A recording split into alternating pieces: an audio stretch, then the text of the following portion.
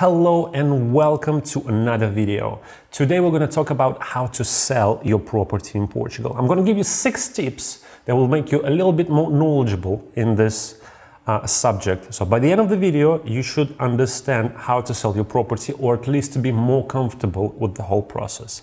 So here we go. 6 things you need to know before selling your property in Portugal. Tip number 1, selling by yourself or using a real estate agent. Now, both situations have some pros and cons. If you sell it by yourself, you keep all the monies for your sale. If you do it with the agent, you have to pay commission. In Portugal, commission varies from 1 till 6%, depending on the real estate agency you're working with. Now, when it comes to selling your property yourself, you have to prepare pictures, you have to do a video, you have to do copyright, you have to do staging. There's a lot of things involving into presentation of the property before it goes to the market. When you sell with the agent, it's a lot easier. You just give them a call saying, I want to sell my property, this is how much I want.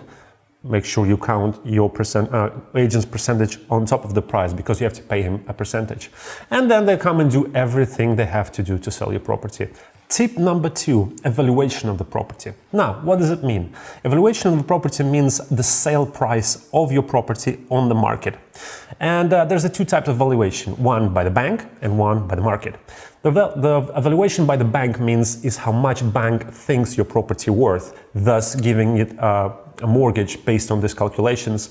And the market evaluation means how much you can sell it for on the active market. Both calculations are not easy to do. Normally, real estate agents have an easy way of doing it because they're dealing with properties every day. So for you as a seller, as someone who sells by itself, it could be a bit challenging, but for a real estate agent, it should be a breeze, so they can advise you on a lower bottom price and higher price, and somewhere in between when you probably can sell your property. Tip number 3, staging and publicity. Okay, this is a very delicate subject. So if you try to sell this property yourself, you would have to produce pictures and videos and any publicity material for you, to sell the property. However, you have an advantage here. This is price, because if you do it by yourself, you don't involve agents. You can put a lower price even with bad pictures, and you might succeed on everyday market. However, if you choose a real estate agent to stage and promote your property, then you will see a lot of cool things happening. Normally, agent will come with a professional photographer to do property pictures and a real estate video, or as we call it, a walkthrough. Now, for the real estate agents, it shouldn't be a problem. So if your real estate agents only do pictures, probably look for another one, because these days technology is quite advanced, so a video is a must. Tip number 4. Make sure everything is legal, or at least you know what is illegal in your property. To sell any property in Portugal, you have to have a set of legal documents. If you do it by yourself, or if you do it with the agent, either way, you have to have them. My advice, if you know that your property is legal, be upfront with the agent. It will be a lot easier for them to market it and to make sure they work the client towards the issue. If you do it yourself, again, make sure you know what you're doing, and if you have a visit or a client potential sale, make sure they know, because if they find out post promissory contract, it could be complicated.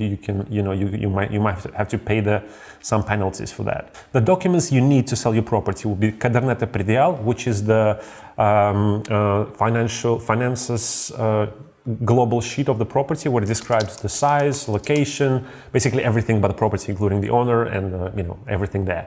Then if you have a land, it will be certidão de teor, which is the land registry department sheet, which explains everything about the land, and if it's rustic, if it's urban, if it's everything about the land.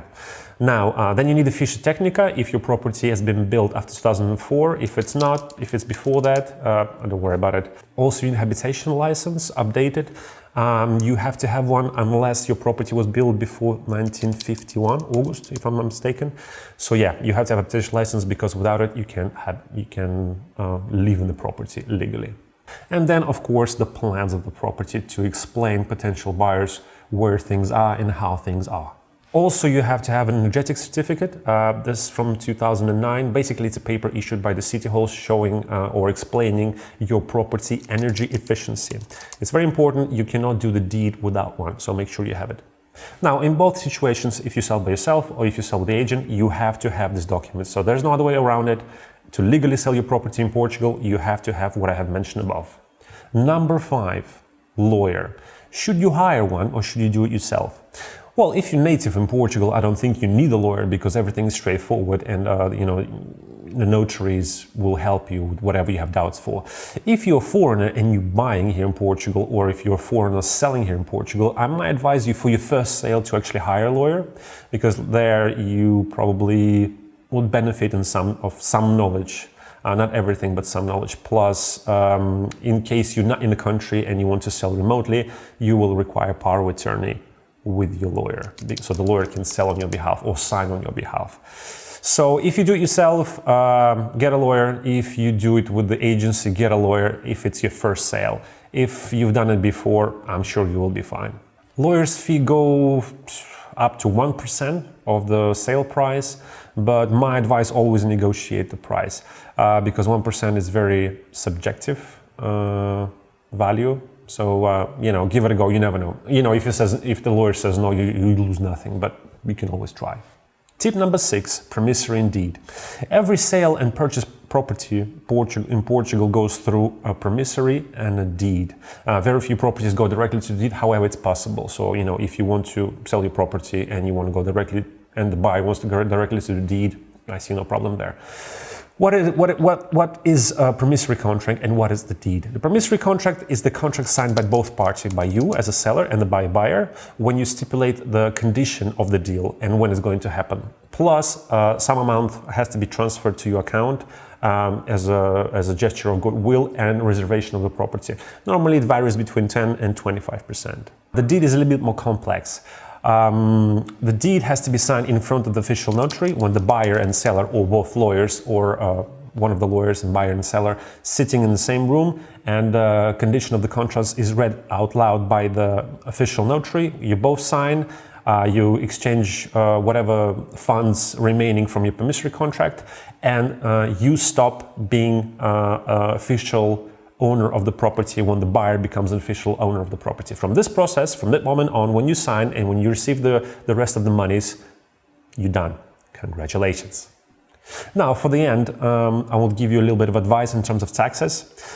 When you sell property in Portugal and you make a profit on it, you have to pay capital gains. Capital gains are quite simple. There's only so much you need to know.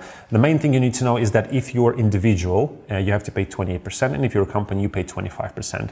How do you calculate the capital gains? Imagine your house, you bought a house for 100,000, you invest 20,000 in buildings or making it better, and you sold it for 200,000. So the difference that will be taxed by the capital gain tax will be difference between 200,000 and 120,000. 100,000 for your property and 20,000 for renovation.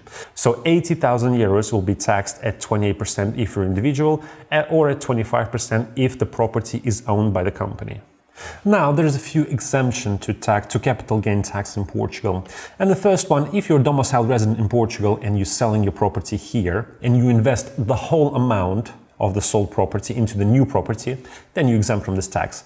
The same goes if you actually reinvest in the European Union. I don't think you have to pay any capital gain taxes there. Or if your property was purchased before 1989, same situation. Congratulations, you have arrived to the end of this video.